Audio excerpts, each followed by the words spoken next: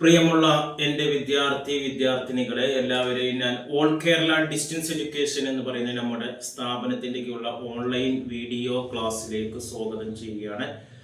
ഇന്ന് ഞാൻ നിങ്ങൾക്ക് മുമ്പിൽ പ്രസന്റ് ചെയ്യുന്നത് ENS +2 business studies code number 319 new syllabus അനുസരിച്ചുള്ള ക്ലാസ്സിന്റെ മൾട്ടിപ്പിൾ ചോയ്സ് ക്വസ്റ്റ്യൻസ് ആണ്. 7ാമത്തെ ചാപ്റ്റർ ആയ പ്ലാനിംഗ് ആൻഡ് ഓർഗനൈസിംഗ് എന്ന് പറയുന്ന ചാപ്റ്റർ വരുന്ന വൺ വേർഡ് ക്വസ്റ്റ്യൻസ് ആണ്. മൾട്ടിപ്പിൾ ചോയ്സ് ക്വസ്റ്റ്യൻസും ആൻസറും ആണ് നിങ്ങളുടെ മുമ്പിൽ അവതരിപ്പിക്കുന്നത്. എൻ്റെ ക്ലാസ് കേൾക്കുന്ന എല്ലാവരും ലൈക്ക് ചെയ്യുക, ഷെയർ ചെയ്യുക, കമന്റ് ചെയ്യുക, സബ്സ്ക്രൈബ് ചെയ്യുക. നമുക്കറിയാം 2024 വന്ന സിലബസ് അപ്ഡേഷൻ പ്രകാരം മൊത്തം ചാപ്റ്റേഴ്സിന്റെ 60% മാത്രം നിങ്ങൾ പബ്ലിക് എക്സാമിന് പഠിച്ചാൽ മതി. ബാക്കി ചാപ്റ്റേഴ്സ് എക്സാമിൽ നിന്ന് ഒഴിവാക്കുന്നത്.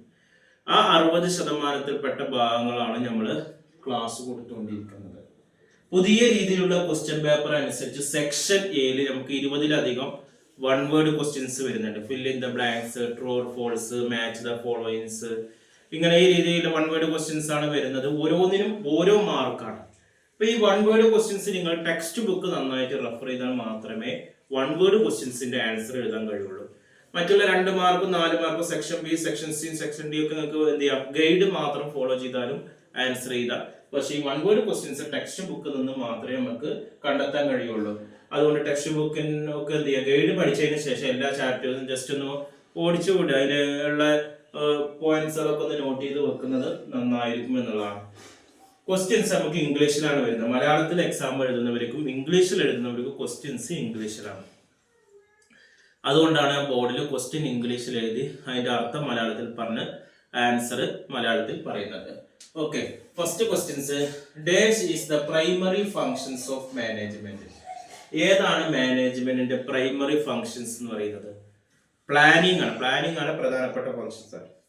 രണ്ടാമത് ഡാഷ് ഇൻക്ലൂഡ് അസംഷൻസ്. ഏതാണ് സങ്കല്പങ്ങൾ? കൊടുത്ത് market demand and nature. Market ഡിമാൻഡിനെ കുറിച്ചിട്ടും കോമ്പറ്റീഷന്റെ സ്വഭാവത്തെ കുറിച്ചിട്ടുള്ള സങ്കല്പമാണ് ഏത് പറയുന്നത്? എക്സ്റ്റേണൽ പ്ലാനിംഗ് പ്രിമൈസസ് എന്നാണ് അതിന് പറയുന്നത്. ഓക്കെ. മൂന്നാമത് dash is a comprehensive plan which indicate the desire of future. ഏതാണ് ഒരു കോംപ്രഹെൻസീവ് പ്ലാൻ? ഒരു ഓർഗനൈസേഷന്റെ ഫ്യൂച്ചർ നിശ്ചയിക്കുന്ന ഒരു പ്ലാൻ ആണ് എന്ത് പറയുന്നത്? സ്ട്രാറ്റജി എന്ന് പറയുന്നത്, തന്ത്രങ്ങൾ എന്നൊക്കെ പറയും മലയാളത്തിൽ.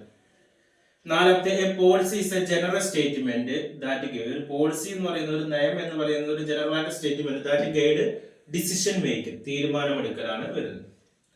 അഞ്ചാമത്തെ dash plan which determine the sequence of any work performance ആണ്. ഏത് പ്ലാൻ ആണ് ഒരു സീക്വൻസ്, ഒരു ഓർഡറിൽ വർക്ക് പെർഫോമൻസ് നമുക്ക് ഡിറ്റർമിൻ ചെയ്യുന്ന പ്ലാൻ ആണ് എന്ത്? പ്രൊസീജിയർ എന്ന് പറയുന്നത്, രീതികൾ, പ്രൊസീജിയർ എന്ന് പറയുന്നത് കേട്ടോ.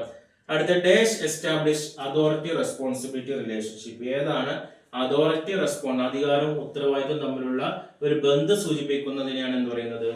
ഓർഗനൈസിംഗ് എന്ന് പറയുന്നത് കേട്ടോ. ഏഴാമത്തെ functional structure and divisional structure. Functional സ്ട്രക്ചറും ഡിവിഷണൽ സ്ട്രക്ചറും ഏതിന് ഉദാഹരണമാണ്? ട്രഡീഷണൽ അല്ലെങ്കിൽ ബ്യൂറോക്രാറ്റിക് ടൈപ്പ് ഓഫ് സ്ട്രക്ചറിന് ഉദാഹരണമാണ്. അടുത്ത dash type of organisation is A permanent. ഏത് ടൈപ്പ് ഓഫ് ഓർഗനൈസേഷൻ ആണ് പെർമനന്റ് ആയതും സ്റ്റേബിൾ ആയതും മാറ്റങ്ങൾ വരാത്ത രീതിയിലുള്ള ഓർഗനൈസേഷൻ ആണ് ഫോർമൽ എന്ന് പറയുന്നത്. ഒമ്പതാമത്തെ creative accountability is the elements of delegations. Creative accountability എന്ന് പറയുന്നത് ഏതിന്റെ എലിമെന്റ്സ് ആണ്? ഡെലിഗേഷൻ എന്നുള്ളതിന്റെ. ലാസ്റ്റ് പറഞ്ഞാൽ dash is the systematic effort to delegate authority at all. ഏതാണ് ഒരു സിസ്റ്റമാറ്റിക് ആയുള്ള effort? Delegate authority to all level of management. Decentralisation ആണെന്ന് പറയുന്നത് ഒരു സിസ്റ്റമാറ്റിക് ആയിട്ട് എഫോർട്ട് നമ്മൾ അതോറിറ്റിക്ക് ഡെലിഗേറ്റ് ചെയ്യാൻ വേണ്ടി നമ്മൾ ഉപയോഗിക്കുന്നതാണ് എന്ന് പറയുന്നത് ഡീസെൻട്രലൈസേഷൻ എന്ന പേരിൽ അറിയപ്പെടുന്നത്. എത്രയാണ് വരുന്നത്? ഇനി ഇതുമായി ബന്ധപ്പെട്ട് എന്തെങ്കിലുമൊക്കെ സംശയം ഉണ്ടെങ്കിൽ എൻ്റെ വാട്സപ്പ് നമ്പറിൽ നിങ്ങൾക്ക് ചോദിക്കാം. അതുപോലെ അഡ്മിഷൻ സംബന്ധമായ കാര്യങ്ങൾക്കും മറ്റുള്ള ആവശ്യങ്ങൾക്കും എല്ലാ വിഷയത്തിന്റെ മലയാളത്തിലുള്ള ഗൈഡുകൾ കിട്ടാൻ വേണ്ടി നമ്മുടെ വാട്സപ്പ് നമ്പറിൽ നിങ്ങൾ കോൺടാക്ട് ചെയ്യുക. 1 മാസം കൊണ്ട്, 2 മാസം കൊണ്ട്, 3 മാസം കൊണ്ട്, 6 മാസം കൊണ്ട് SSLC +2 ഇന്ത്യയിലെ മുഴുവൻ സ്റ്റേറ്റുകളിൽ നമ്മൾ ചെയ്ത് കൊടുക്കുന്നുണ്ട്.